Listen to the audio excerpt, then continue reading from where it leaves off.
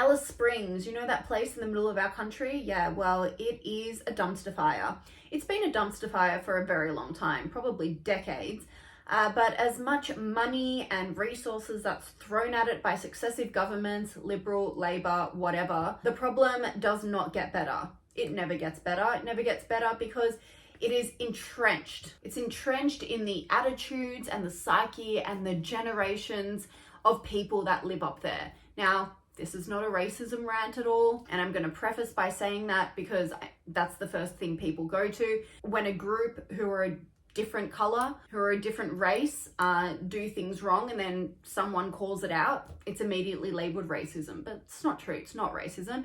It's not racism to call out a part of our country, a part that we support through our taxpayer funds, that's riddled with violence, riddled with crime. It's not racist to say, hey guys, what's going on here? Let's take a look at this. Now, I think this has come up a lot for a couple of reasons. Firstly, because the violence has just gotten so bad, terrible. But also secondly, I think there's also more attention being put on it. Everyone's talking about the Spanian YouTube video. If you have been living under a rock, he is a YouTuber. He was an ex-con.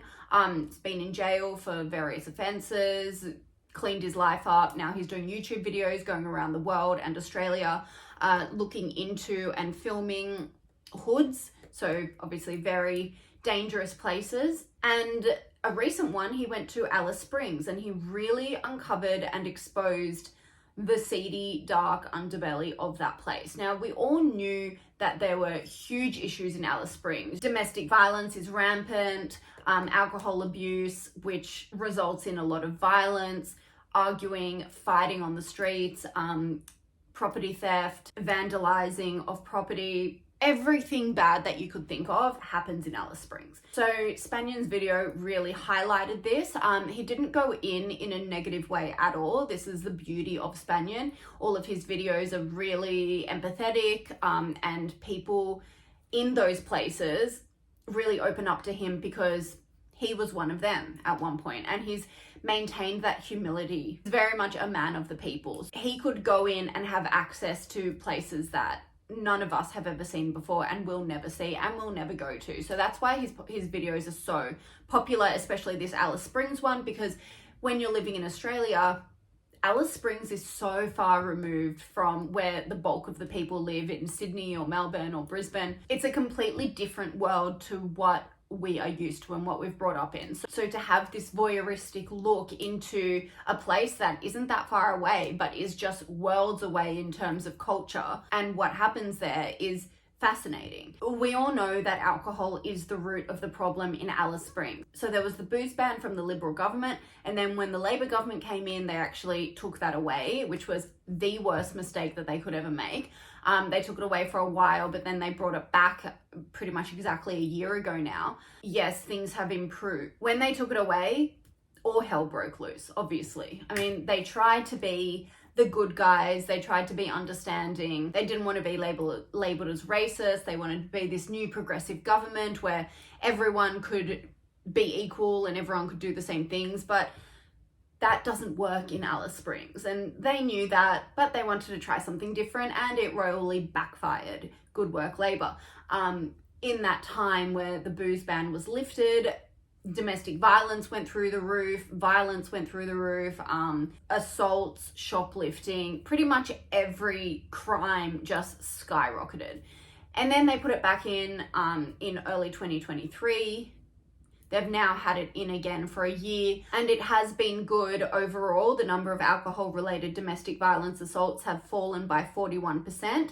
The number of alcohol-related assaults have fallen by 42%, and the number of property offences has fallen by 13%. So that's from 2022 to 2023, when the alcohol ban was reinstated. So we all know that the alcohol ban is a good thing, but it's not the only piece of the puzzle, because if you look at the kind of decade statistics, since 2016, house break-ins are up 260%. Now, that's with or without a booze ban. Commercial break-ins are up 160% and property damage is up 100%. That's since 2016, so 8 years now, and that is also with the booze ban. So banning alcohol is only one piece of the puzzle, and we can see that it does really good things for things like domestic violence and more violent crimes. But in terms of break-ins and property damage and stealing of cars, that happens regardless. If you saw my TikTok last week, I was discussing this problem and kind of facetiously said, the answer to this issue is just to do nothing, because we've done everything that can possibly be done. We've trialed everything and nothing has worked. Statistics keep getting worse. Money doesn't solve this issue. Resources don't solve this issue. So what else is left? You know, for a government, they're used to fixing things by throwing money at it. And in this case, money doesn't fix anything. From what we can see, it only makes it worse. My idea was to take everything out of Alice Springs, take all of the police out, take all of the resources out, don't give any money. Anyone who doesn't want to live there and doesn't want to deal with the violence can leave.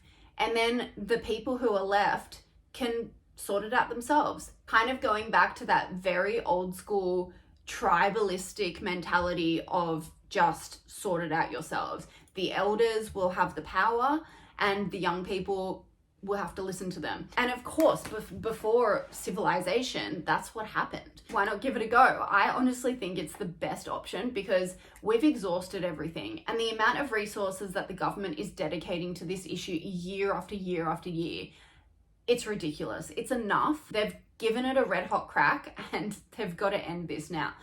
So that was my kind of like pie in the sky dream scenario, but it's clearly not going to happen. So let's talk about more of a realistic approach. What we know for sure is that a lot of this is a youth crime problem. Now there's a lot of older people as well in the community that are causing issues, but the youth aspect of it is absolutely out of control.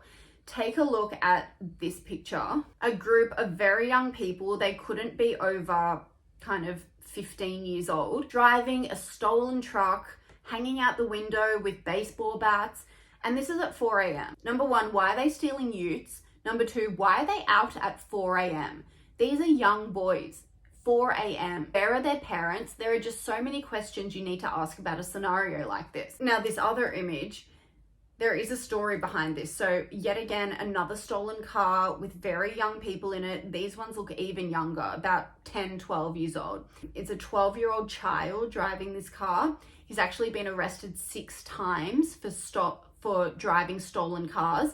And every time he's arrested, he's taken back to his family only to reoffend, of course. His parents are alcoholics. He lives with his auntie and his grandparents, but they can't control him either. It's a very sad situation, so sad.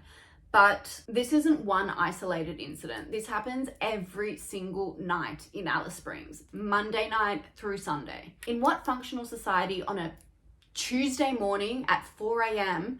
are 10 and 12-year-old children driving through the streets with stolen cars, threatening to bash people up? This is a complete failure of everything. The fact that the police take these children back to their parents and that is the end of it is a massive problem. The police are being so soft on this and that's the reason they keep reoffending. Taking children who have done something wrong back to their parents who don't care about them, who will never put in any boundaries or any discipline because they themselves are out drunk off their minds every single night as well, isn't a solution. The current solution is not a solution.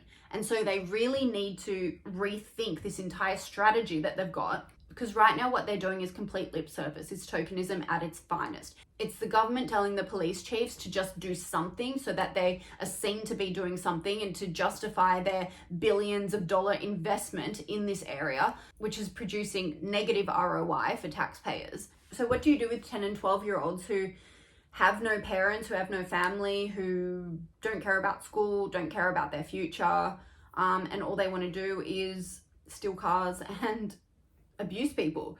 Well, what you do is you scare them. Right now, they're not scared at all. They run the town. There are much more of them than the police. They're not scared of the police at all because they know that the police do absolutely nothing and they have no power to do anything. That's the only reason that they can drive around doing burnouts at 4 a.m. with no consequences. If that happened in Sydney, if a 12-year-old child stole a car from a suburban street in Sydney, took it to a park and did burnouts, there is absolutely no way that that child is getting out without some sort of disciplinary action. And I'm just wondering why it seems like there's a different set of laws for the Northern Territory than there is for suburban and city Australia. And the only thing I can think of is that lawmakers don't want to seem racist. We've seen this time and time again with the judiciary, with asylum seekers, with Indigenous people, the soft arm of the law, because they don't want to seem like a bigot. Because there's so much bad press about being racist and being a bigot. So lawmakers and the judiciary have to now bend the rules so they're seen in a more positive light. It's unfair and it's very risky because the rest of us then have to deal with the consequences of those actions. Now, I did some digging on this and I wanted to look into youth crime all over the world to see who's got it right. So it looks like Belgium has the lowest number of crimes committed by juveniles. Very interesting. So then I thought, what does Belgium do differently? So in Belgium, a crime committed by anyone below the age of 18 is considered juvenile delinquency. The justice, protection and care of a juvenile who committed the crime lies in the hands of the communities, as the power to decide the measures to be taken for the crime committed was delegated by the government under the policy document passed in the year 2011. The consequences are decided by the community, which I think is a fascinating way to do it. Because it's like I said before, they've gone back to this kind of tribalism. And there is a lot of research conducted all over the world to say that kids who are put in prisons or juvenile detention actually come out way worse and then are just condemned to a life of crime after that. And I do agree with that. But something needs to be done. And this community justice kind of thing, I think, is a really great idea because there's a lot of pride when it comes to your family and your greater community. And if you do something wrong, the shame to fess up to that and have everyone know that you are a criminal, even if you don't have to go to jail for it, the absolute shame on the community and on your family is probably worse than doing a stint in juvie. So that could be enough to deter them. But this only works if the community is strong. And it only works if the community is stable and functional enough to actually come together to create their own set of values and morals. It doesn't seem to me that it would work in Alice Springs because the community is just so dysfunctional. Who would be setting these rules and boundaries and consequences if the elders in the community don't care what the younger people are doing? They don't care if their kids are out at 4 a.m. because they themselves are out at 4 a.m. getting drunk. So for what Belgium does to work, you need a really strong sense of community, which, I mean, people in Alice Springs, yes, they have a strong sense of their identity and their Indigenous heritage, but in a practical day-to-day sense, it's not like they have these commanders in chief who are the elders who everyone looks up to and really respects and won't do anything wrong because they're too scared of them. These kids are scared of no one. No one at all. There's no one really that sets a great example that they are inspired to emulate. And that's the same issue, right? They're just not scared of any consequences because no one gives them any.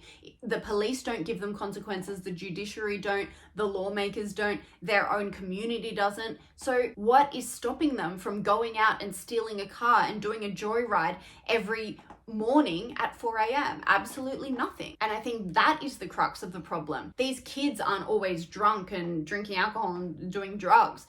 They're just out there because they're bored. They don't have anything to do, and this is all that they've grown up with. So alcohol, yes, is one part of it, and that's more for the older people. But for 10-year-olds, they just want to get out and cause a ruckus with no consequences and not being scared of anyone arresting them or putting them in jail.